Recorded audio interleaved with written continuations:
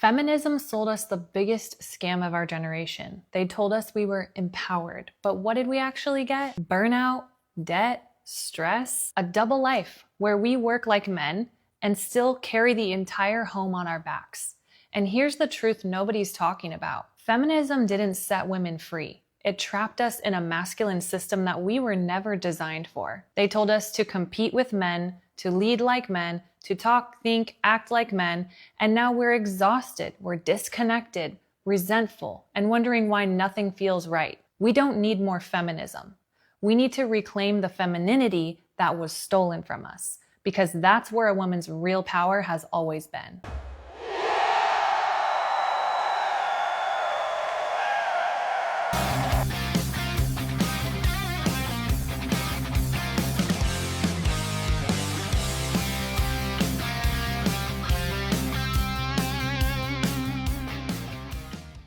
Feminism. It promised personal fulfillment, empowerment, equality, and sexual revolution. But the most powerful promise of all was freedom from the captivity of domestic responsibilities associated with husbands, children, and family. Now, 50 years later, many women who were raised believing in modern feminism are expressing regret for buying into this revolutionary ideology. Did the women's liberation movement really deliver on its core promises? And has it produced a net positive for society in general? This is what we will be exploring today. Feminism is one of the biggest scams. They're indoctrinating young girls. I was even indoctrinated to think that your career is going to bring you happiness. Then you hit 40s, 50s, not married, no children, and it's heartbreaking. You're not happy. And I'm so happy and so grateful that I figured this out in my early 20s. You have some women in their 30s, 40s listening to Cardi B, dedicating their lives to their career, and they're going to be miserable. They're creating a certain lifestyle for themselves, and no man is ever going to want them. Then we start hating on men because men prefer younger women. Well, that's not really men's fault, is it? It's society's fault. Society should have told girls when they were much younger that at that age, they're going to be most desirable. But no, they were busy building their careers and building all these different things, which unfortunately they wake up one day and realize just isn't satisfying enough. And so I think it's very sad. Last night, my daughter told me she wants to be a feminist when she grows up. What did you say? I said, well, pick one, honey, because you can't do both. And on today's episode, we're talking about feminism is demonic. It took a whole generation of women, lied to them about the false empowerment, and actually quietly discipled them into rebellion. Now, don't get me wrong, because women love to twist this, okay? I'm not saying that a woman cannot work. That is not what this is about. Feminism lied and told women to put their career above their first ministry, which is their family. And God never said that work was bad. A Proverbs 31 woman knows how to be productive. The difference is that her work serves her family, not her family serving her work. Is she right? Is she right? Can it be a demonic program? If we take a look at what she's laid out here, she may have a point. First of all, if God's plan involves a man and a woman, and there's a structure to that relationship, and there's a point to this patriarchy that they're so against, and he has laid that out, that means that they are rebelling against it. She said that they've been discipled into that, quietly discipled into that rebellion, but they've been tutored, they've been mentored. So that makes sense. First point, pretty good. She points out that they've been encouraged to trade their first ministry for a earthly ministry, work. And the first ministry is that of family, and that is the ministry of the father and of the mother alike. And that's happening. We've got the breakup of the home, the focus on work and on career and on self. Yeah, another good point. And finally, she points out that God's not against women working, but they should be working for their family instead of their family being dedicated to their work. And that's exactly what's happening. We drop off kids at daycare. We have a minimum of time at night. Quite often that involves homework. And there's just a little time on the weekends. Family has been sacrificed at the altar of career. I think she makes a good point. Is it demonic? That sounds like the devil's plan if you believe in him. So if he's not behind this, there's somebody working this to his interests. That's for sure. And women are starting to wake up, but the problem is they learn too late. So I'm going to play this podcast clip for you that I found. And this woman lost everything. She ruined a good man, lost her family, and she's taken full accountability. So watch this video, share this with whoever you need to share it with, comment below. And y'all, we have to change this whole feminist movement, the lies that we have been sold. So I'm going to play it right now. Go ahead and watch. And as always, God bless from Texas. Here we go. Relationship status? Divorced 2 years now, and we were together for 17, married for 13 years, and I single-handedly ruined it myself. Oh, wow. Okay. Who initiated the divorce? I did every single time.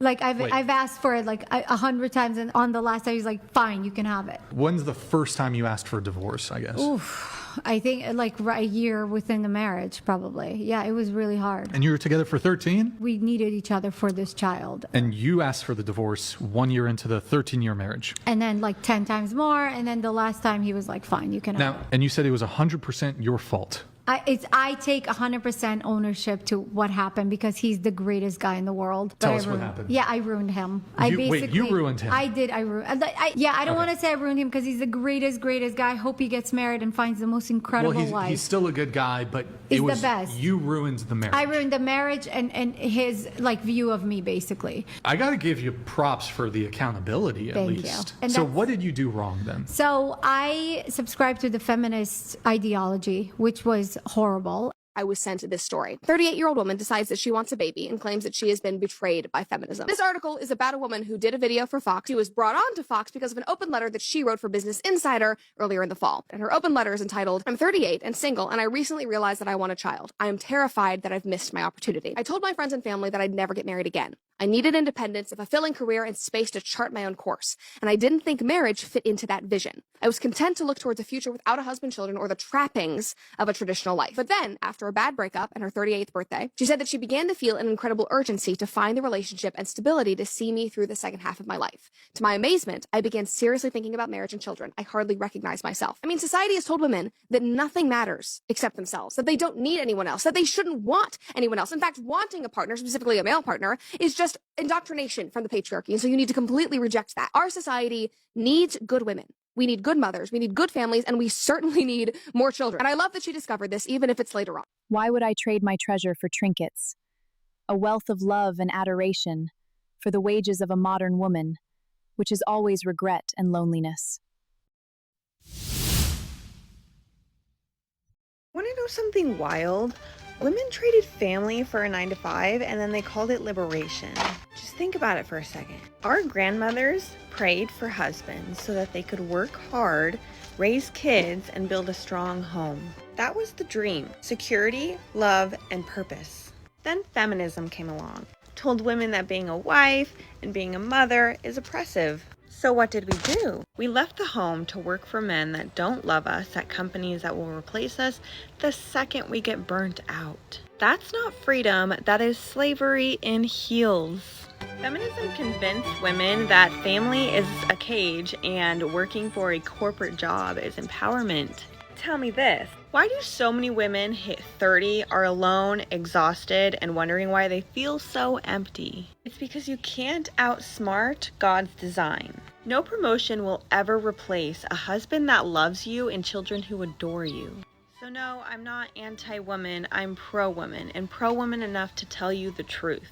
Real freedom isn't in a cubicle or a nurse's station, it's in building a legacy. So go forth and multiply. We have a winner. I couldn't put it better myself. And take a look at this young woman. It looks like she's been through it. Tattooed, pink hair. And she's come out with this attitude.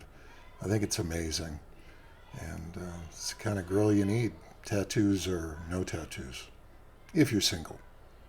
2026 will mark 20 years since I got my degree in women and gender studies. 20 years ago, the ideas that were taught in those classrooms, they weren't really widespread in society. It's been 20 years and now I see those ideas everywhere. and I see how much those ideas have not contributed to peace and harmony, and in making the world a more peaceful, understanding, and compassionate place. I know through experience the long-term effects of holding on to the beliefs that I learned in those classrooms, and it's taken me this long to see how deeply embedded they were and to see how unhappy they were making me and how they were not helping me create an abundant and peaceful, loving life. And I feel this strongly that I would put myself on TikTok and share about it. I see a lot of videos online, people wondering where these ideas are coming from, these very hateful, life-negating ideas. And I know that they came from those classrooms that I was in.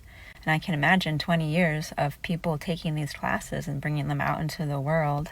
Since I started sharing my story on TikTok, the most cruel comments I have received have either been from women or women and gender studies people or both. There's been a lot of people like laughing at me for women gender studies degree, whatever.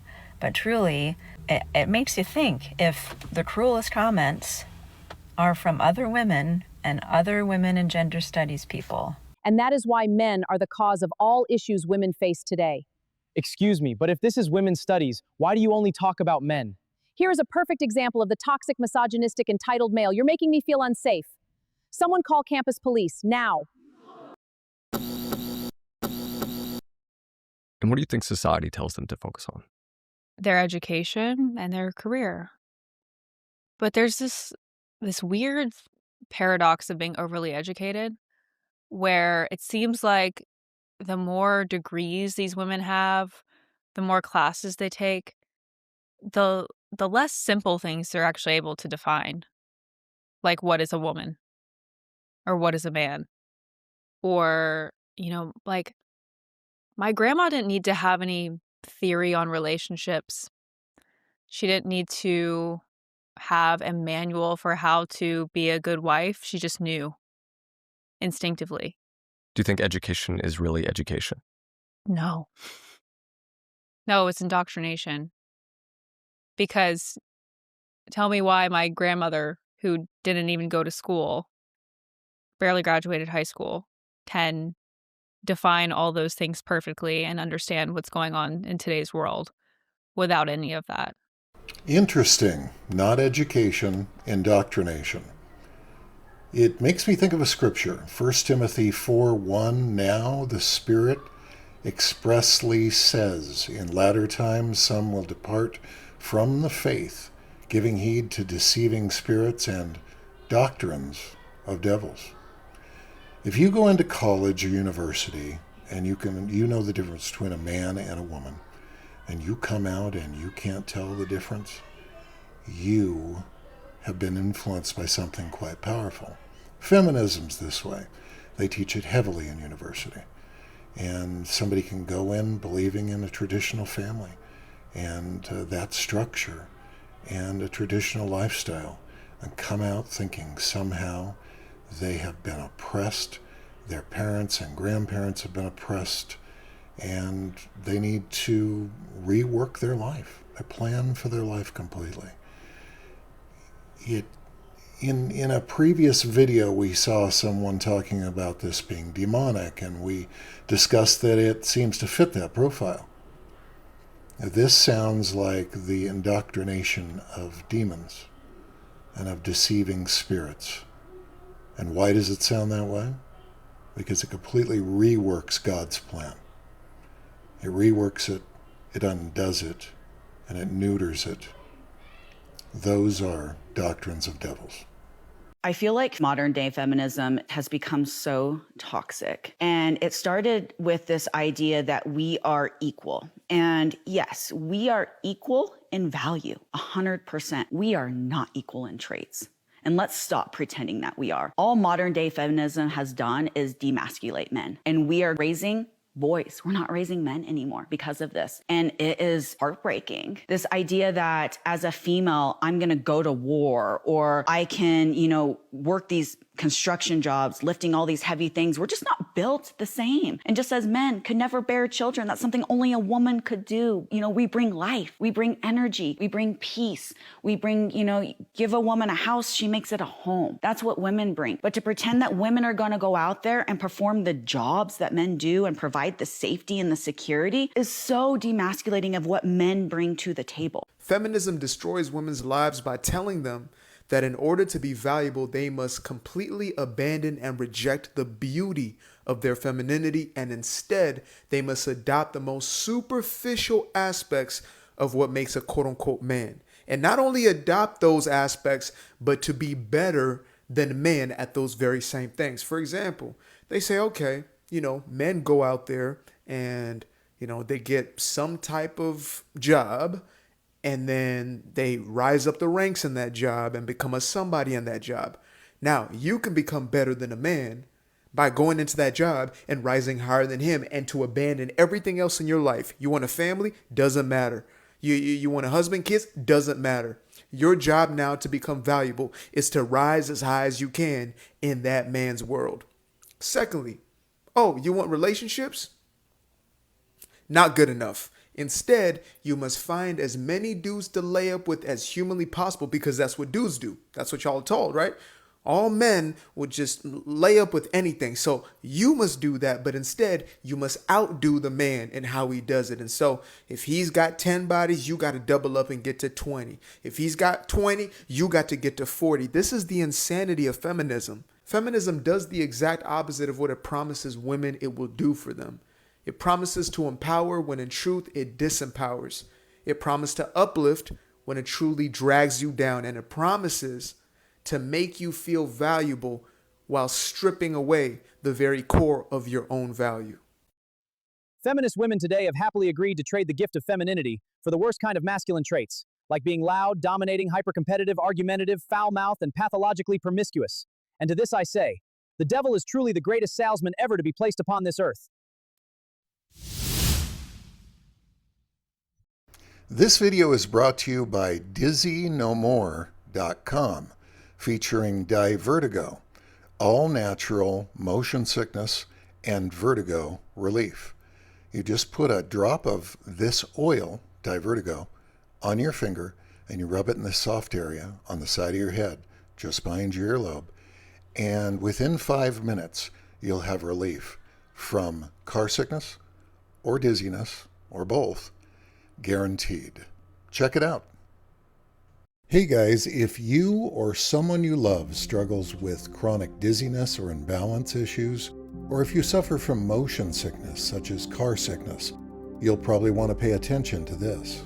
Introducing Divertigo, a revolutionary all-natural solution to these life-hobbling conditions. In fact, it's a solution in a solution. It's a concentrated blend of herbal oils that's applied on the side of the head, just behind each earlobe. These ingredients travel through the skin and calm the inner ear, the source of dizziness, nausea, vomiting, and fatigue. Perhaps you have a parent or grandparent that suffers from vertigo, or your child gets sick every time you go for a drive. If it's seasickness, air sickness, video game sickness, any kind of motion sickness, Divertigo is a game changer. There are no pills to take, it's natural, there are no side effects, and it works in less than 5 minutes. Hey, don't wait. For more information, click on the link in the video's description or go to dizzynomore.com. That's dizzynomore.com.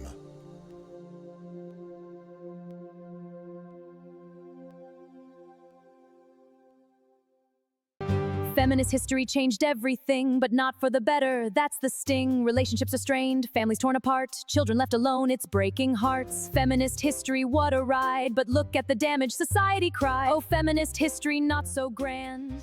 Vigilant Christian presents Feminist History, exposing the hidden facts about the women's liberation movement. So prior to the 1970s, we had 5% of mothers with school-age kids working outside the home.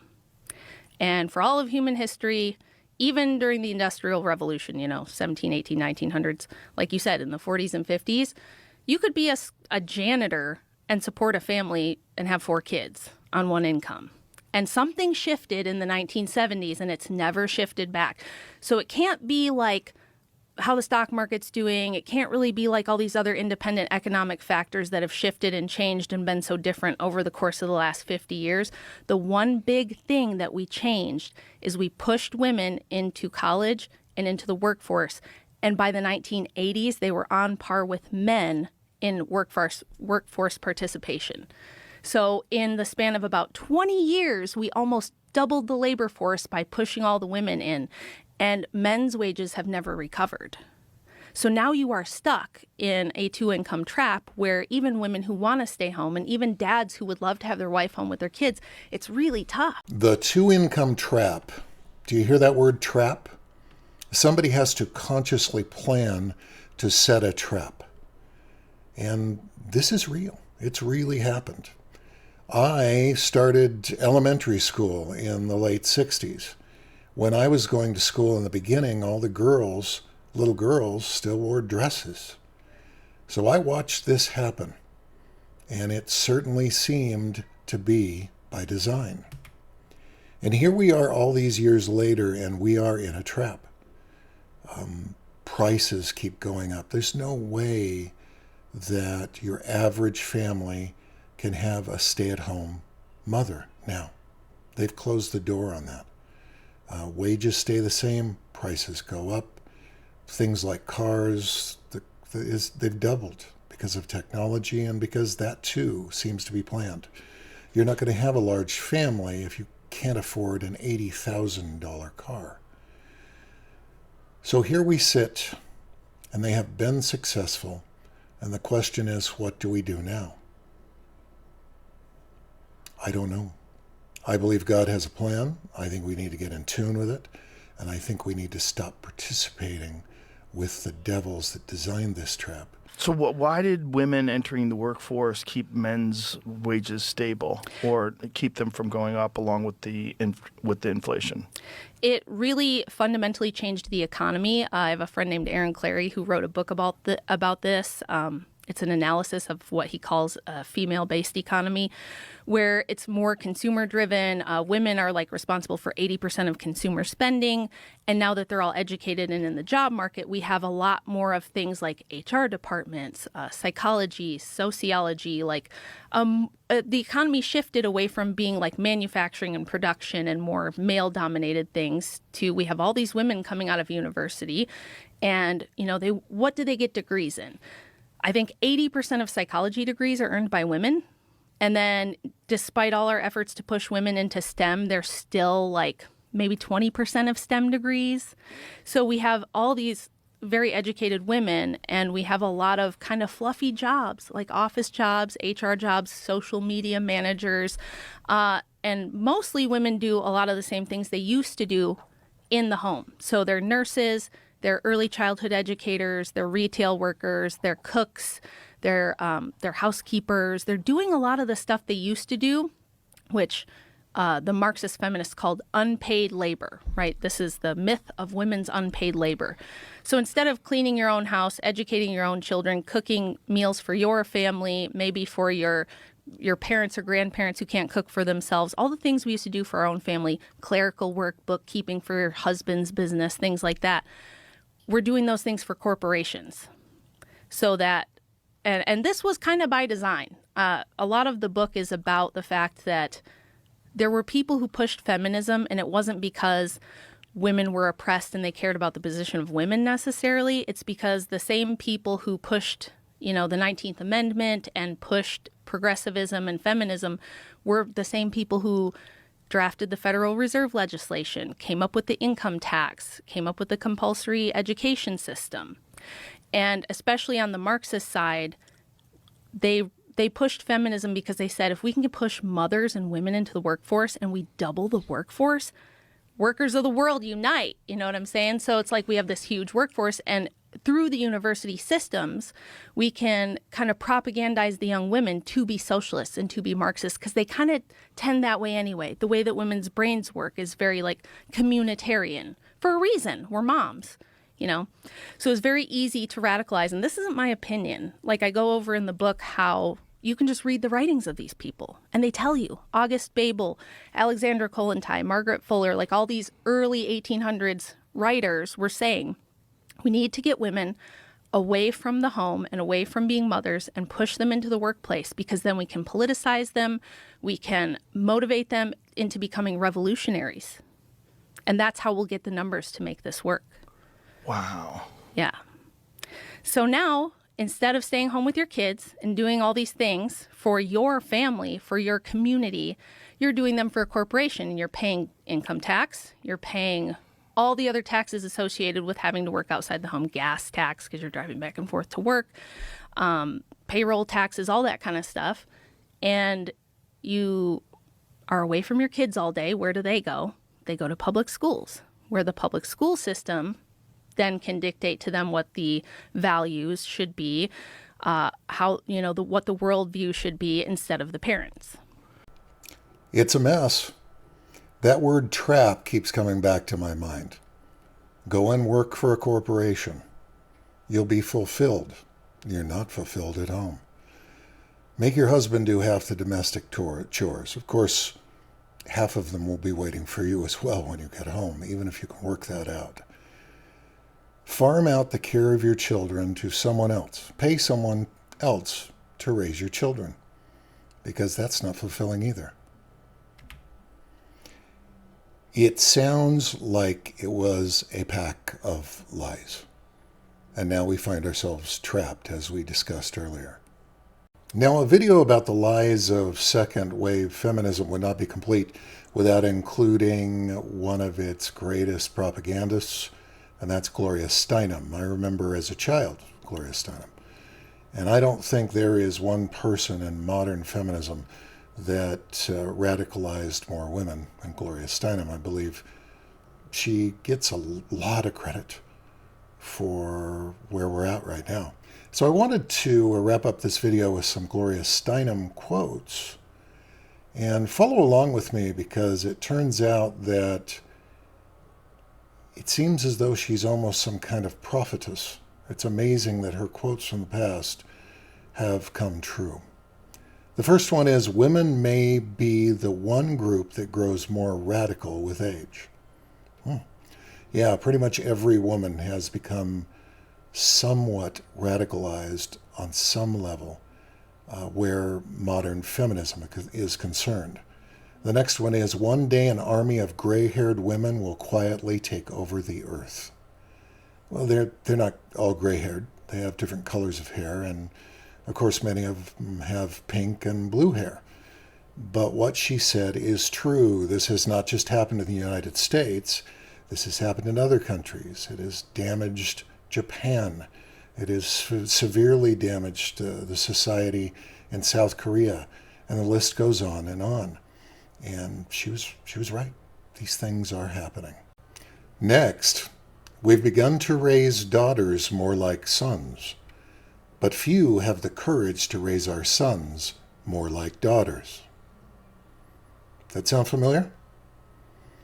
Are we struggling right now with the fact that men are being more and more feminized and emasculated and placed in the back seat, and the masculine man is on the way out? She was right.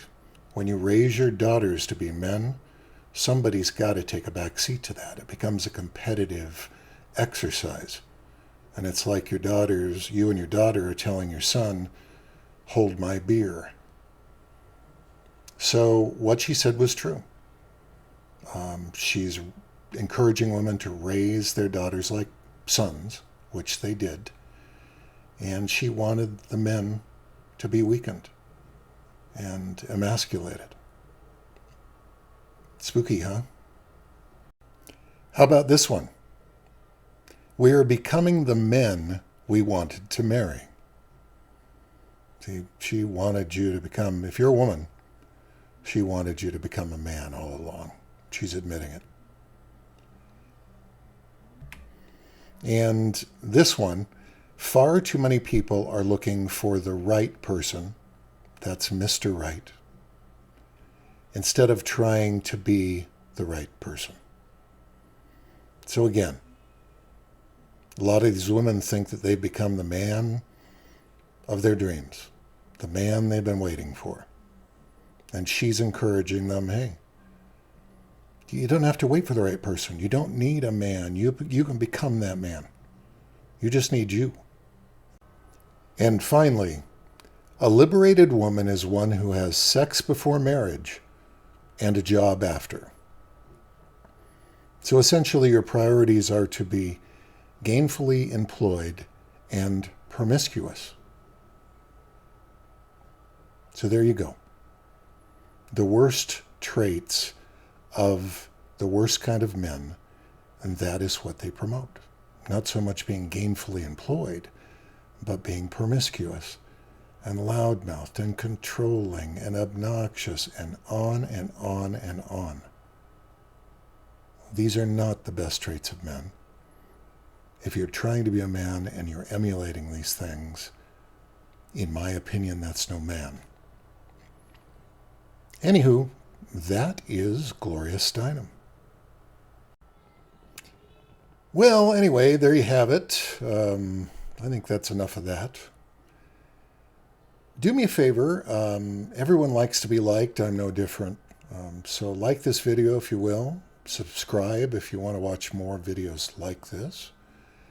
And yeah, thanks for watching. I really appreciate it. And until next time, be vigilant. How do you frustrate a feminist? Hey, I know the answer to this one. Like this video and subscribe. Oh yeah, that'll turn her beet red.